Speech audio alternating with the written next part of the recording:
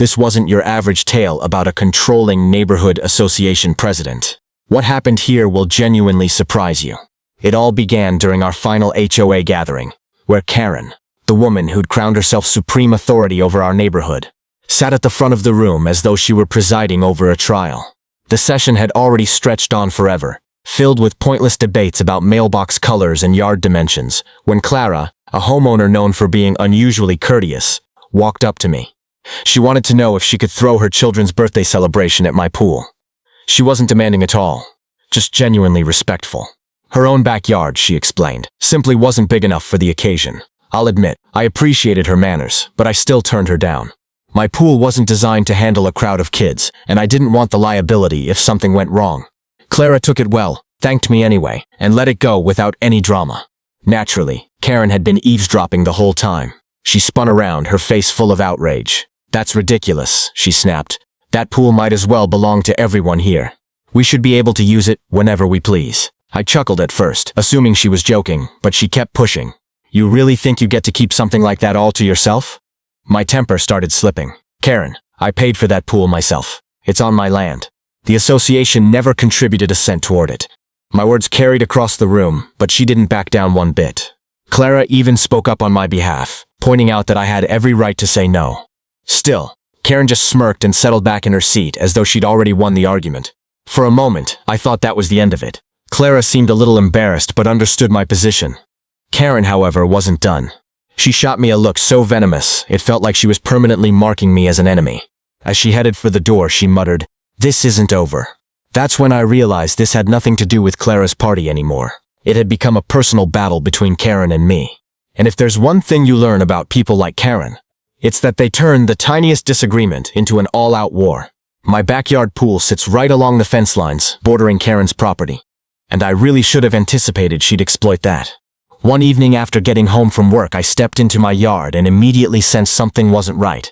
The pool floats had been shifted around. The cover was slightly askew, and damp footprints trailed away from the ladder. I had a strong suspicion who was responsible, so I pulled up my security footage. Sure enough, there was Karen, the self-appointed HOA leader, hauling a ladder over from her yard, scaling the fence like a rebellious kid sneaking out at night, then lowering herself into my pool with a satisfied grin plastered on her face. She lounged around, sipping from a thermos, as though she were on holiday rather than trespassing on someone else's property. Watching the footage made my blood pressure spike, though part of me couldn't help but laugh at her nerve. The following morning, I tried the polite approach. I posted signs along the fence and around the pool area. "Private property, no trespassing," written in bold letters that nobody could miss. But when I got home and reviewed the cameras again, there she was anyway, acting like my warning simply didn't exist. This became her daily routine. The second I left for work, she'd sneak over and act like she owned the place. Eventually, I'd had enough. I walked to her front door, knocked, and attempted to have a reasonable conversation. She answered wearing that signature expression of hers, part smile, part smugness. I kept my tone civil. "Karen, you have to stop using my pool. This is trespassing, plain and simple." She cocked her head, smirked, and shot back. "Actually, I don't. That pool is basically public property. As HOA president, I have every right to access it." I nearly burst out laughing. "Public property, Karen. This is my private backyard, not a community park." But she wasn't interested in listening. She leaned closer and dropped her voice like she was issuing some kind of threat. "Take it up with the board if you want. You won't win." That's when I stopped trying to reason with her. I just stared at her, smiled, and said, "Understood." Those two words already carried the weight of a decision I'd made. I knew precisely what Karen deserved, a well-earned taste of petty payback, served piping hot. After several nights spent scheming, I stumbled onto the perfect idea, a harmless electrical setup designed purely for a prank. Nothing dangerous, nothing against the law, just enough of a jolt to make her think twice about ever dipping a toe in my pool again. So I got busy. I picked up some insulated wire, watched a handful of instructional videos, and carefully wired the pool ladder's handrail with a mild, low-voltage current. It was completely safe, but guaranteed to leave an impression. I made everything look totally ordinary. The water crystal clear, the deck immaculate. As bait, I even tossed a brand new inflatable float into the pool. Then I added the final touch, adjusting my schedule to make it appear as though I were heading off to work like usual. Karen always kept tabs on my comings and goings, so that day I parked my car farther down the street and stayed hidden inside the house, waiting. Right on cue, the familiar scrape of a ladder against the fence sounded across the yard. Karen was back in her full getup, Oversized sun hat, garish sunglasses, and that same air of entitlement practically oozing off her. She climbed over, tossed her ladder aside, and marched straight toward the water without a moment's hesitation, diving in like she was competing for a gold medal. A few minutes later, once she'd had her fill and reached for the ladder to climb out, I flipped the switch. Zap! She yelped, yanked her hand back, and stumbled against the pool wall. I had to bite back my laughter watching it happen. She tried again, zap. This time she screamed loud enough for the whole street to hear.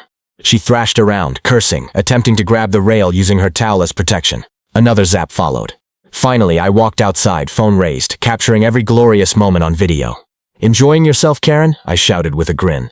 "A little too electrifying for you?" Her eyes went wide with humiliation, soaked from head to toe, looking exactly like a drenched raccoon. She kept attempting to climb out, getting zapped again and again, until pure exhaustion finally forced her to stop and just glare at me from the water. Eventually, I switched off the current, and she hauled herself out, hair stuck to her face, absolutely fuming. By then, half the neighborhood had gathered along the fences, laughing hysterically, phones out, watching Karen's rain come crashing down.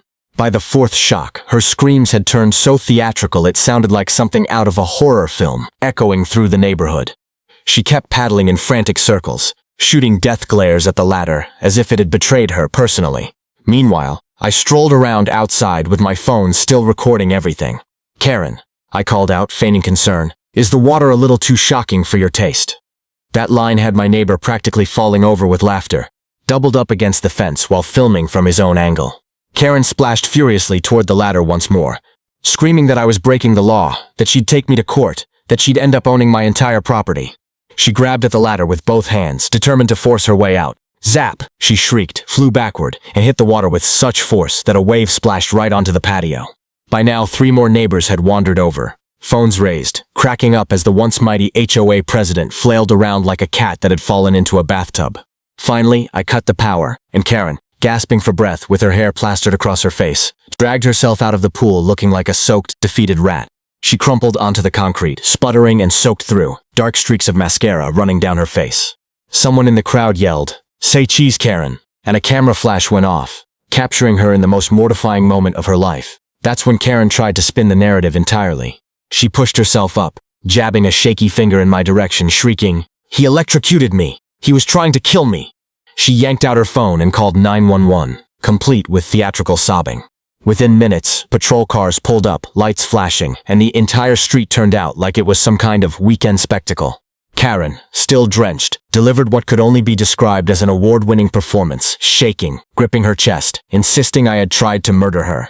But when the officers turned to me, I calmly pulled up my security footage. The recording laid out the entire sequence of events. Karen hopping my fence, trespassing on my property, swimming without permission, and then howling as she zapped herself over and over. The officers glanced at each other before breaking into laughter. One of them even said, "Ma'am, you did this to yourself." I could have easily filed charges against her for trespassing, harassment, and invading my property, but honestly, there was no need. The neighborhood had already gotten exactly what it wanted. Karen's spectacular downfall, captured in crystal clear video. By the following morning, screenshots of her soaked, shocked expression had spread across every group chat in the neighborhood. Do you think she got exactly what she had coming? Let me know what you think.